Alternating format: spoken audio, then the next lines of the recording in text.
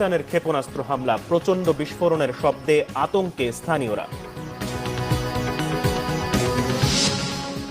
সাবেক রাষ্ট্রপতি হামিদের দেশ ত্যাগের বিহিত দাবি এনসিপির, যমুনার সামনে অবস্থান।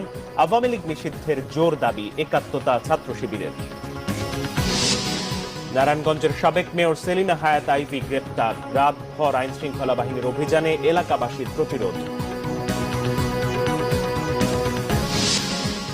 গণবিরোধী কাজ না করতে সরকারকে আহ্বান মির্জা ফখরুলের। ফ্যাসিস্টের সহযোগী নন এমন আওয়ামী লীগারদের বিএনপিতে স্বাগত বার্তা রিজভীর।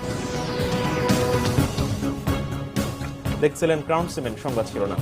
টান টান উত্তেজনার মধ্যেই আবারও পাল্টাপাল্টি হামলার দাবি করেছে প্রতিবেশী দুই পরাশক্তি ভারত পাকিস্তান। বৃহস্পতিবার রাতেও প্রচন্ড বিস্ফোরণের শব্দ শোনা গেছে ভারত নিয়ন্ত্রিত কাশ্মীরে। ব্ল্যাকআউট হয়ে যায় ভারতের কুপওয়ারা, পাঠানকোট, গুরুদাসপুর সহ একাধিক শহর। ভারতের তরফ থেকে শত্রু রাষ্ট্র থেকে ছোড়া মিসাইল ভূপাতিতের দাবি করা হলেও অস্বীকার করেছে পাকিস্তান। এছাড়া পাকিস্তানের একটি F-16 যুদ্ধ বিমান ভূপাতিত করার দাবিও অস্বীকার করে বলা হয়েছে এ ধরনের বিমান ব্যবহারের অনুমতি দেয়নি যুক্তরাষ্ট্র। এমন অবস্থায় পাল্টাপাল্টি হামলা বন্ধের আহ্বান জানিয়েছেন বিশ্ব নেতারা। বিস্তারিত মেহরাব হোসেন খানের ডেস্ক রিপোর্টে। ভারতের অপারেশন সিঁদুরের পর খেল দেখানোর অপেক্ষায় পাকিস্তানের অপারেশন সোহাগরাত। ভারতকে কড়া জবাব দিতে সেনাবাহিনীকে পাকিস্তান সরকার ব্ল্যাঙ্ক চেক দেওয়ার 24 ঘন্টায় ভারত জবাব